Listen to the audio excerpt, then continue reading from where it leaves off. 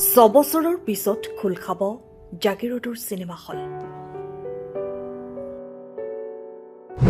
2022 চনতে জুবিন দাই কৈছিল, জাগিৰোডৰ চিনেমা হলটো বন্ধ হৈ আছে, আকৌ খুলিম, চিনেমা চাব লাগিব।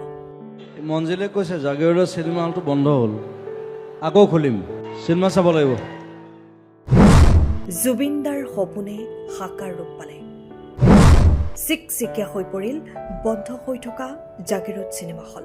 31 তাৰিখে মুকলি কৰা হ'ব জুবিন গাৰ্গৰ সপোনৰ ছবি ৰৈ ৰৈ বিনালে।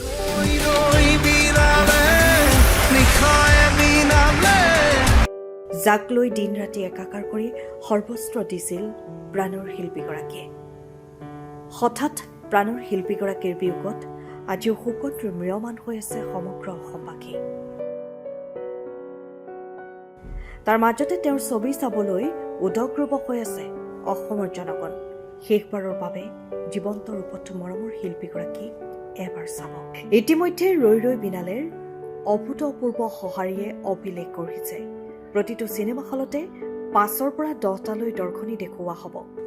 তাৰ মাজতে আহিছে এইসমূহ খবৰ। বহু বছৰ ধৰি পৰি থকা চিনেমা হলবোৰো ৰৈ ৰৈ বিনালে ছবিৰ বাবে ৰং তেল সানি সাজু কৰি তোলা হৈছে। 2022 চনতে সাৰ্থকগৰাকীয়ে কৈ গৈছিল জাগিৰোড চিনেমা হল গণেশ টকিজৰ কথা। চিনেমা চাব লাগিব, ৰৈ ৰৈ বিনালে আহি আছে। মঞ্জিলে কৈছে জাগিৰোডৰ চিনেমা হলটো বন্ধ হ'ল, আকৌ খুলিম, চিনেমা চাব লাগিব। মই এখন ডাঙৰ চিনেমা কৰি আছোঁ ফেব্ৰুৱাৰীত, ৰৈ ৰৈ বিনালে।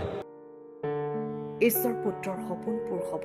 পুনৰ Jagiroad cinema hall Ganesh talkies ৰং তেল সানি চিকচিকীয়া কৰি তোলা হৈছে, ঠিক ভাইমন্দা চিনেমাত দেখা দৃশ্যপটৰ দৰেই। মাথো নাই আমাৰ মৰমৰ হাৰ্টথ্ৰবগৰাকী।